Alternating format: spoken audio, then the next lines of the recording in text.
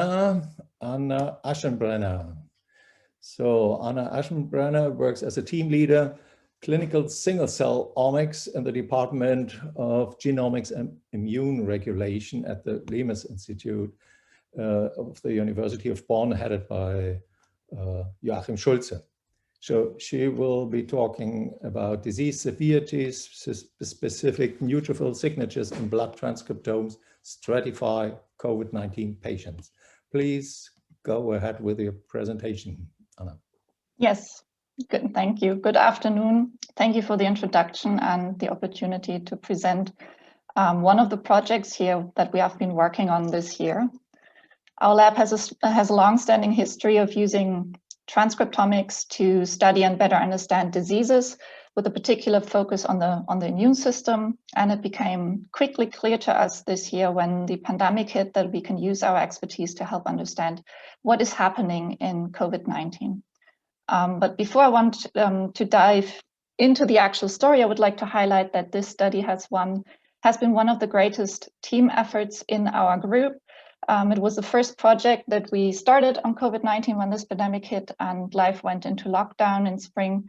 It was led by Thomas Ullers, who's leading the bioinformatics in our group, and me, but almost everyone in the group got involved and dedicated their time into producing and tackling this new data. So in the end, we have this exceptional situation of over 20 shared first authors. And we've put out the preprint in summer, but this will come out hopefully soon in genome medicine as well. So this is our fantastic team in Bonn, probably the standard group picture of 2020, since this is how we operate most of the time this year, of course. So COVID-19 has been actually a prime example for how systems medicine approaches can help to study and understand a novel disease, an endeavor which has been truly ongoing at warp speed this year. And I guess how much we have learned about SARS-CoV-2 and COVID-19 is in such a short time frame is unprecedented compared to any other disease. We have worked on a couple of projects concerning COVID-19, as also already highlighted by Joachim earlier, and also alluded to by Joanna just now on the use of AI as well as single-cell transcriptomics. But what I want to show now is how we applied actually bulk transcriptomics to whole blood samples to stratify COVID-19 patients, and how these profiles can be used to identify potential drug targets. So one early question was, why does COVID-19 look so different in different patients? Why do some get severely sick, needing intensive care and intubation and supportive lung function, while others can deal with the infection, experiencing symptoms more comparable to severe common cold? And we teamed up here with colleagues from the Netherlands and Greece. And the first samples we had access to in March, April were actually whole blood samples from Greece. We received samples from 39 COVID patients and 10 control donors. And when you look at this using the standard analysis approaches, we could definitely see a difference between controls and disease samples. So the controls are shown here in green and COVID-19 samples in purple. And also when you stratify that by mild or severe disease course, here in the different shades of purple, you can see that it somehow stratifies the data, as also seen in the number of DTE genes that you can call.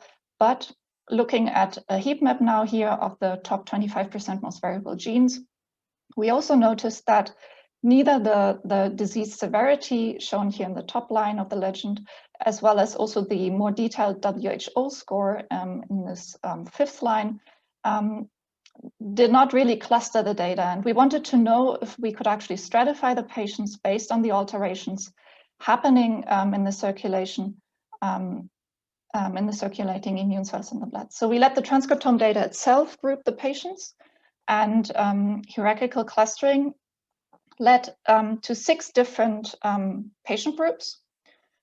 Surprisingly, all control samples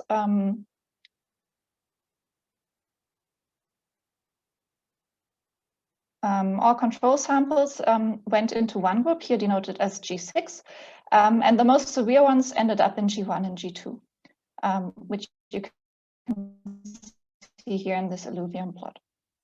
And what we actually did here as an approach is a co-expression network analysis. So instead of using hard cutoffs by choosing fold changes and p-values for the gene calling, we sorted genes by similar expression across our 6 different donor groups, which then fall into different modules denoted here by these colored names.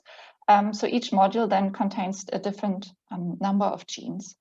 And what you can do then is to look at the co-expression of genes that might be commonly regulated and fall in common signaling pathways, which also detects low expression fold changes. We then analyzed the content of these different modules by gene set enrichment analysis and found many terms enriched that now have been again and again connected to the phenotypic changes and clinical phenotypes taking place in COVID-19.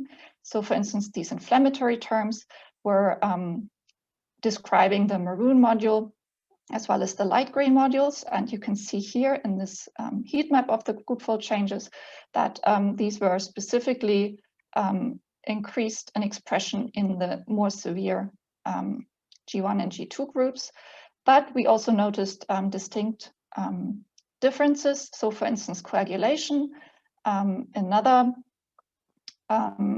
phenotype that has been highlighted and put into context with COVID-19 was specific for the dark gray module, and this we find only in the G1 subgroup enriched. In a more detailed analysis, especially in the module for the severe group, we had noticed also a lot of genes related to neutrophil activation. And since we have looked at whole blood samples, we also had a look at the cellular composition of our samples by 2 different approaches. One, the computational one, using cybersort, so linear deconvolution per sample group, as well as flow cytometry. And in both cases, you can see here that the neutrophil to lymphocyte ratio, denoted NLR, is increased for the G1, G2 patient groups compared to G6. And interestingly, a high NLR has also been proposed as a biomarker of severe COVID-19. So clearly saying that here these 2 groups encompass the more severely affected individuals. But we also wanted to know now then if these observed neutrophil-related changes in the whole blood samples were related to differences in cellular abundance or also due to functional alterations in the neutrophils themselves. So what you can see here is now data from the second cohort of Bonn, where we sampled granulocytes from COVID-19 patients instead of whole blood samples. And we had sampled here longitudinally. Visualized now is here the expression over time for the set of each of these selected modules, which are usually, as I showed before, enriched in the G1 and G2 groups. So for example, the light green module also now just for the granulocytes always shows higher expression in the severely affected patients, denoted here by this purple color.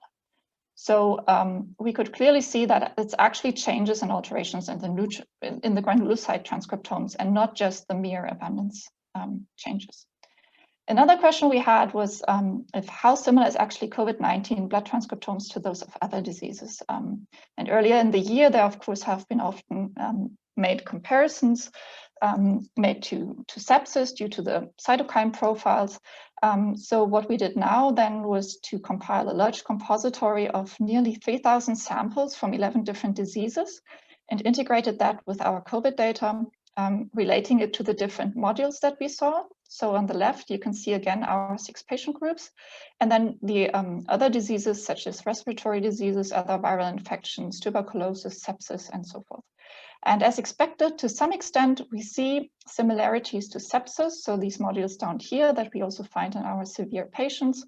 But it's also clear that the COVID patients have distinct entities. And again, of course, the heterogeneity in the patients is really obvious. Okay, so blood transcriptomes reveal different molecular phenotypes of the disease. And next we asked the question if we can use this information to predict possible therapeutic options for the different patient groups. Already in April, there had been quite a number of drugs described, so of different categories described to be useful in the context of COVID-19, and quite a large number of trials had been started already in spring. Many of these described target genes for these drugs were actually included in our analysis. So we plotted here the expression of these target genes, and you can see that many of them are also increased in this G1 and G2 group. But to create our own approach now and to see if we can leverage our molecular phenotypes for specific predictions, we made use of publicly available databases and pulled nearly 63,000 drug signatures from the links and clue databases, combined that information with specific DE genes for each of these 5 patients groups versus the group where we had our control samples in, and clustered then the signatures that would be the exact mirror of those signatures we see in the patient groups.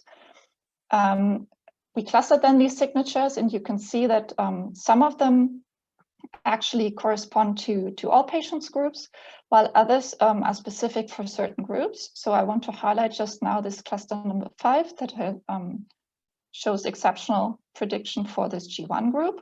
And really interestingly, within this group was already dexamethasone. And you probably all know that that this has been highlighted as one of the first drugs being very useful for severe patients that need to be intubated, and especially for severe patients only and not helpful in mild patients, which is really nice because this is mirrored by our analysis as well. And interestingly, from our analysis, we also noticed that this is for this G1 group and not G2. And also in their study, they actually described that it's not that dexamethasone is not effective equally for all severe patients. So this is where I end. So in our study, we focused on the host immune response during a SARS-CoV-2 infection by using blood transcriptomes to stratify the patients. We show that these can define molecular phenotypes of patients, and I showed you a few examples what you can do with this type of data, comparing it to other diseases, as well as finding potential candidates for therapeutic interventions. I have acknowledged our group already in the beginning, and I want to additionally mention now our international partners, especially Evangelos Geramos Bourboulous from Athens, our clinical colleague there, who was already very early on set up to provide samples that we can sequence then, as well as our colleagues from the Radboud University in Nijmegen, Mihai Nitea, Frank van der Werdonk, and Matthijs Cox, Jakob Nattermann, who provided the granulocyte samples from the Bonn cohort, and Monique Bretler from the DZNE, who was so kind to provide data from the Rhineland study, so we had great control data. And I want to thank you for your attention. We thank you for this wonderful talk. It's a really brilliant work. And this time I could already recognize how it can be useful for the patients that you stratify and maybe apply the right therapy for them. So are there questions from the audience? So far, I can't see any. So yeah, your boss asks what the next steps are. I have to give a similar answer to what Joanna just said. I think it's really a proof of concept here that we can stratify the patients, but I would love to see how this then holds up when we increase patient numbers. To see also, especially when profiling them, how many groups do we actually get, and if this will be helpful to decide for therapeutics and also in the end outcome. Mm. And are you including now where more severely affected patients come in, these patients, and in the continuation of the study?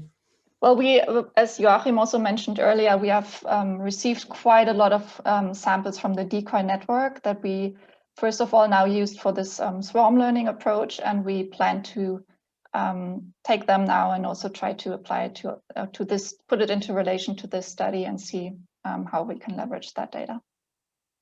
Okay, thank you once again. So we move on now to the next area or next